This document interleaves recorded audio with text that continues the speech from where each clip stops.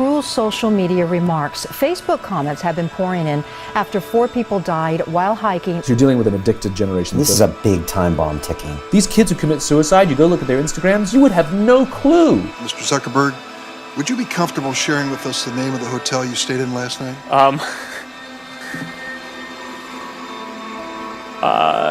No. People who spend more time on Facebook suffer higher rates of depression than people who spend less time on Facebook. It'll destroy relationships, it'll cost time, and it'll cost money, and it'll make your life worse. To be human means that you are persuadable in every single moment. It doesn't matter what language you speak, it doesn't matter how intelligent you are. It's not about what someone knows, it's about how your mind actually works. We now know that many of the major social media companies hire individuals called attention engineers who borrow principles from Las Vegas casino gambling, among other places, to try to make these products as addictive as possible. We are all vulnerable to social approval. We really care what other people think of us. When you upload a new photo of yourself on Facebook, that's a moment where our mind is very vulnerable to knowing what other people think of my new profile photo. And so when we get new likes on our profile photo, Facebook, knowing this, could actually message me and say, oh, you have new likes on your profile photo. It knows that we'll be vulnerable to that moment because we all really care about when we're tagged in a photo or when we have a new profile photo. I mean, I think we can all feel it. And it's as if we've been infected. It's if they've drilled a hole in the back of our head and now they've injected the virus and now we walk around searching for feedback using social media. We know that engagement with social media and our cell phones releases a chemical called dopamine. Dopamine is the exact same chemical that makes us feel good when we smoke, when we drink, and when we gamble.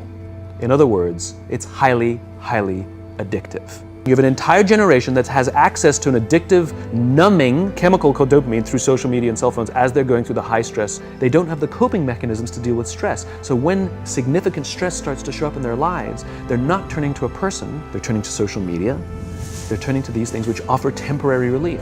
We know, the science is clear, we know that people who spend more time on Facebook suffer higher rates of depression than people who spend less time on Facebook. That's a problem. That's an addiction.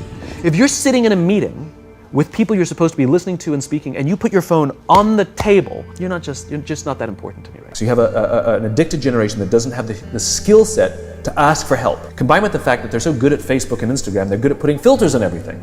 So they're good at showing you how smart and strong they are. These kids who commit suicide, you go look at their Instagrams, you would have no clue that they were depressed. People look like they have a much better life than they really do. People are posting pictures of when they're really happy. They're modifying those pictures to be better looking. People basically seem they're way better looking than they basically really are, and they're way happier seeming than they really are. So if you look at everyone on Instagram, you might think, they're all these happy, beautiful people, and I'm not that good looking and I'm not happy, so I must suck. Some of the happiest seeming people, actually some of the saddest people in reality. Social media isn't real, but you don't ever see real life, the 99% of our lives, the behind the scenes, the unglamorous, unfiltered, day-to-day, bland normality. And you end up comparing your behind the scenes to other people's fake highlight reel and using others as a mirror or benchmark for how you should look, how successful you should be, or how you should live. You'll become your happier self when you stop putting pressure on yourself to be more like someone else. And they know that this causes depression. They're injecting things into your head that you didn't ask for. Our lives are becoming more transparent, just inevitably. It's just pulling us. It'll destroy relationships, it'll cost time, and it'll cost money, and it'll make your life worse. If you've messaged anybody this week, would you share with us the names of the people you've messaged? No.